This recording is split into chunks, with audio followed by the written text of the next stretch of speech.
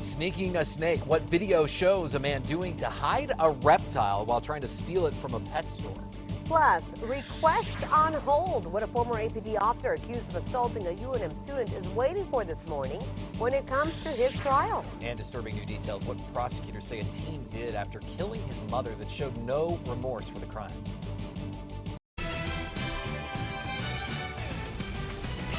Good morning, everybody. Welcome to KRQE News 13. This morning, I'm Adam Atchison. Good morning, everyone. I'm Crystal Gutierrez. Today's Tuesday, January 12th. We'll get to those stories in just a bit.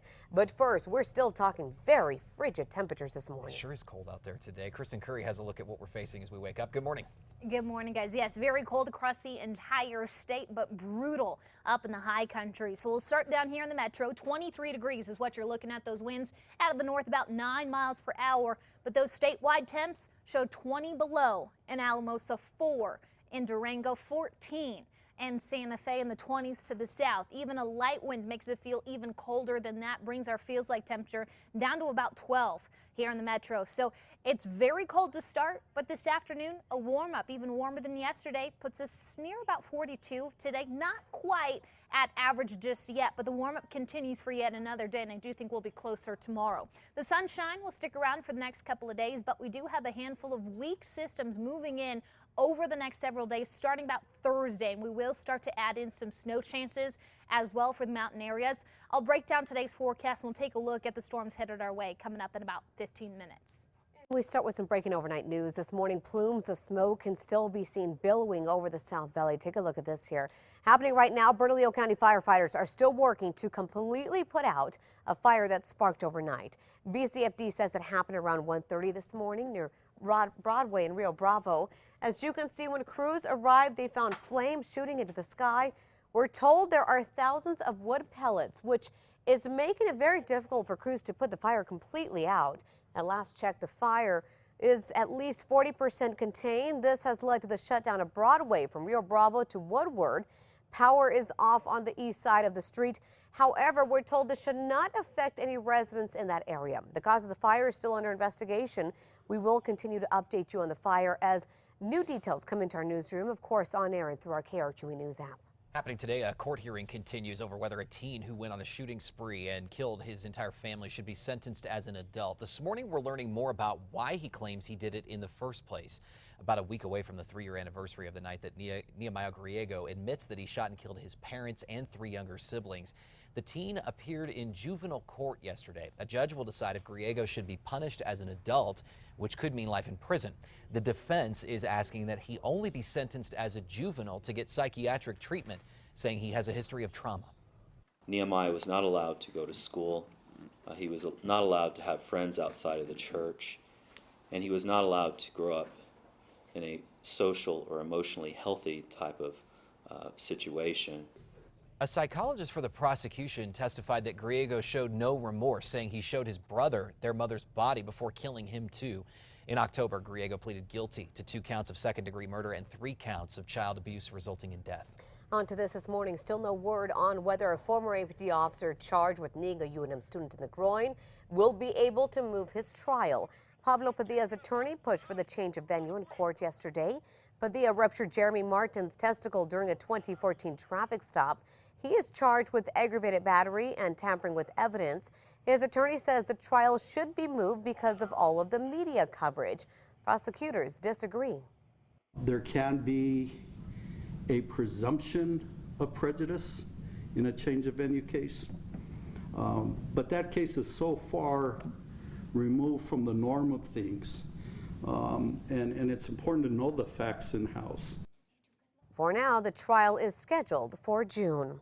On to this developing story this morning. Rio Rancho police are looking for a man who robbed Loan Max title loans on Southern and Western Hills yesterday. They say he walked right into the store around 2:30 with a gun and demanded the cash. If you know anything about the robberies, you're asked to call police. Also developing this morning, New Mexico Attorney General Hector Balderas is throwing his support behind Hillary Clinton for the Democratic nomination for president. He made that announcement yesterday, even traveling to Iowa to support Clinton during a forum focused on minority issues. As the nation's only elected Hispanic Democratic Attorney General, Balderas says he believes that Clinton is the best qualified to strengthen the economy, reform the criminal justice system, and fix the nation's immigration system. We'll move on to this. Happening today, President Obama is expected to address the nation tonight in his 7th and final State of the Union speech. Yeah, and this year's address expected to be unlike any the president has delivered before. News 13's Sarah Yingling tells us why. Good morning, Sarah. Good morning, Crystal. Political analysts say that instead of pointing the finger at Congress and asking them to act, President Obama will be talking about how far the nation has come since he's taken office. And it's happening on all platforms: TV, internet, and social media. The president is also expected to highlight executive actions he plans to take to tackle gun violence without congressional approval. That's been a hot topic lately in light of the mass shooting in San Bernardino. The White House says he'll also discuss issues where both parties can work together. President Obama has also invited 23 guests to the House chamber to hear his speech, including a Syrian refugee and an American hero. They called me right when I pulled into my parking spot.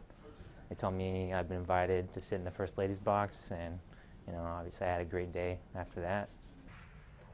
Also, one chair in First Lady Michelle Obama's box will be left empty to honor victims of gun violence. The White House plans to provide a behind-the-scenes look with Snapchat, and the State of the Union address will be streamed live on whitehouse.gov. So you'll be sure that a lot of eyes will be watching tonight. Back to you. All right, thanks, Sarah. A 21-year-old UNM student will also join U.S. Senator Martin Heinrich as a special guest for the State of the Union address. She says her goal is to help other Native Americans get a higher education. As the president does gear up for his address this evening, Republican presidential candidates are getting ready for the first debate of 2016.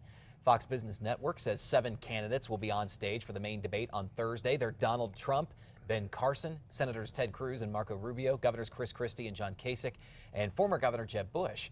The debates will air again on the Fox Business Network. On to news developing now. Spaceport America is trying to attract more clients with a new commercial. That video lists movies that have filmed there, touts the location as a destination wedding, and shows off its track for racing competitions. Spaceport America is marketing itself for extra cash. The spaceport expects to earn about $4 million this fiscal year, but that's not enough to pay for construction and equipment. Officials plan to ask the Roundhouse for $2.8 million. They need that money until Virgin Galactic's rent goes up in 2018 from $1 million to $3 million. Wedding that's out of this world, huh? That's right, exactly. Kind of, at least. New this morning, a small community in New York is deciding to keep their controversial village seal despite national pressure to change it.